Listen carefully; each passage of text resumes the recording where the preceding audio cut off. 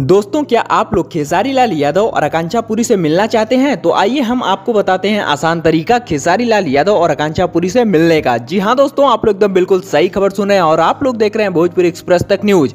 आपको बता दें, खेसारी और आकांक्षा मिलेंगे आप लोग को 9 फरवरी को दरभंगा के एक मॉल में, यानी कि एक स्टोर में। जी हाँ दोस्तों, आप लोग एकदम बिल्कुल सही खबर सुन रहे हैं। आपको बता दें, स्टाइल बाजार जो कि एक मार्ट है, इसी मार्ट में 9 फरवरी को खेसारी लाल यादव और आकांक्षा पुरी आने वाले हैं। हालांकि आप लोग को पता होगा, अभी कुछ दिन पहले, हालांकि एक हफ्ते पहले इन दोनों लोग का एक ऐड शूट हुआ था और जाहिर सी बात है कि इस ऐड को स्टाइल बाजार ने ही शूट करवाया था और वो लोग इसी ऐड के लिए काम किए थे। आपको बता दें, इसी बीच स्टाइल बाजार का एक पोस्टर लॉन्च हुआ है जिसमें लिखा गया है 1499 के शॉपिंग पर पाएं खेसारी और आकांक्षा से मिलने का मौका। तो हालांकि ये बात कितनी परसेंट सही है, कितनी परसेंट गलत है, ये तो 9 तारीख के बाद ही पता चलेगा।